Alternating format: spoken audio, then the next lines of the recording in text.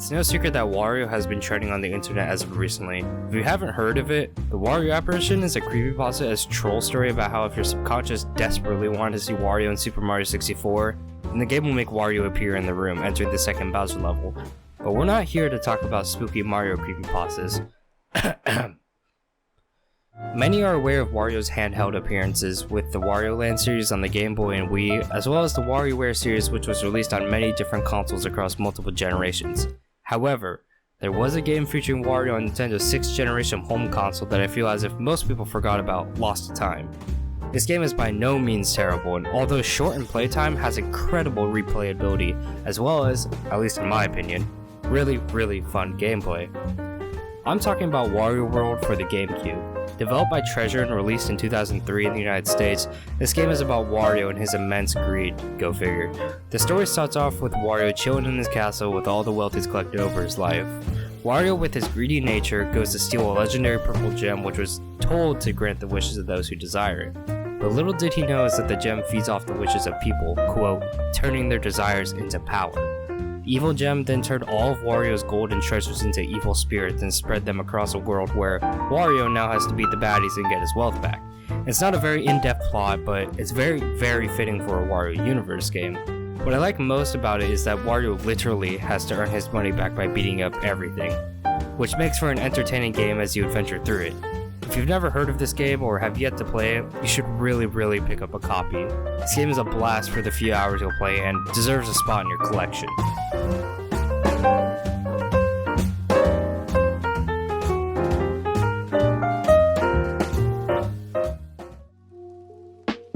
To come face to face with the evil gem, aka Black Jewel, you'll see Wario go to 4 worlds: Excitement Central, Spooktastic World, Thrillsville, and Sparkle Land. Beat the main bosses of each of the worlds and collect the 4 keys which unlock the treasure box to confront Black Jewel. Each world has 2 main levels. In every level there are 8 special treasures, 8 statue pieces, 5 spritelings, these little creatures, as well as 3 stamps for beating the boss of a level, collecting all the treasures in a level, as well as collecting all the statue pieces in a level.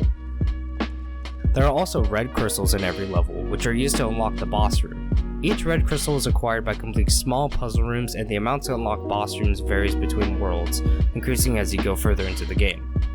Wario World plays similarly to Super Mario 64 or Super Mario Sunshine, except that it supports a very simple control scheme and has a lot shorter of a game length, and has decreased difficulty. Each level in this game has its own theme to separate from other levels. You'll find yourself exploring a jungle, only an hour later running through a circus and seeing clowns left and right. This game captures the sense of Wario wackiness really well and basically encapsulates who this character is. Every enemy and level is weird, bonkers, zany, basically any verb this guy can say. Go crazy! Ah! Go stupid! Ah! Go crazy!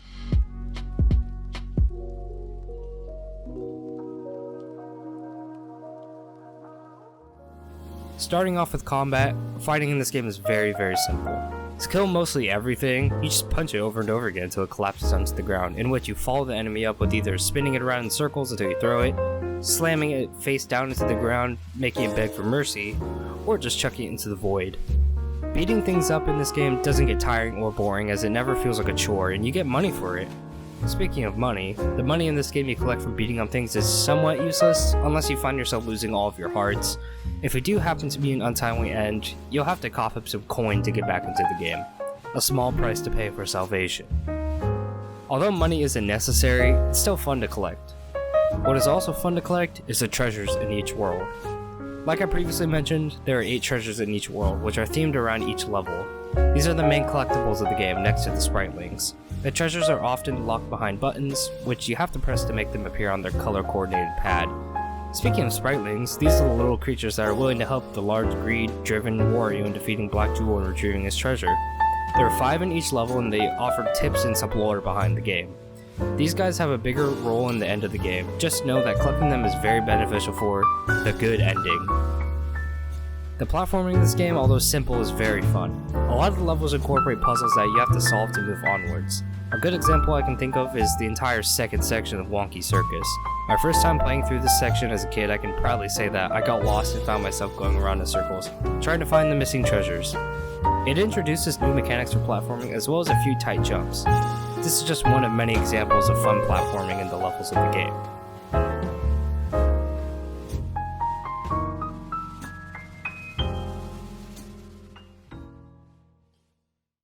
The bosses in this game follow the same design principle as the normal enemies. Weird looks? Check.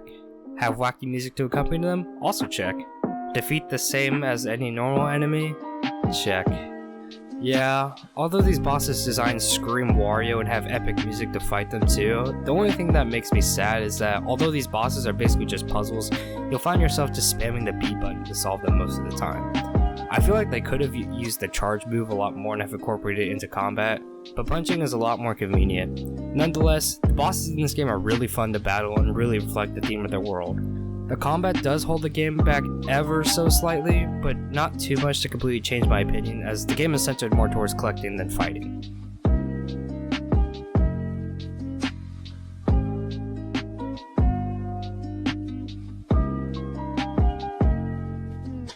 Like previously mentioned, the bosses look crazy and completely fit the theme of being a Wario boss. The whole game looks absolutely zany, from the most basic of enemies to the obstacles, etc. The whole game looks something straight out of Wario's imagination, and the environments really help in this regard. Each level has its own theme, which ties into the main world's theme. The spooky graveyard and circus to the enchanted forest of Excitement Central, this game's art style really lends to its success.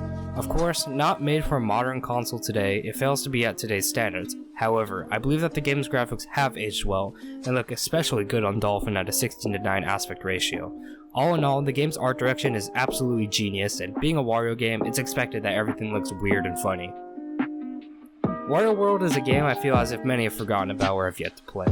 The level design and platforming is fun, the bosses and art style really makes it unique from the Mario universe, as well as the collectathon nature of the game makes it very replayable. I really hope if you haven't considered it, play this game. It's really fun.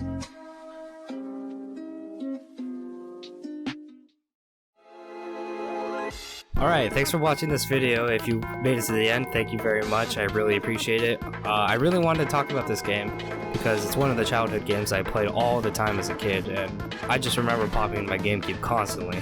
Every month or so I'd beat it because it's so replayable, especially as you're a kid, you know. You have nothing else to do, so yeah, thanks for watching the video. It really means a lot. Remember to like and subscribe if you haven't already, if you like what you listen to. If you want to, leave some constructive criticism in the comments because I'm trying to improve. That'd be really nice. Thanks for watching.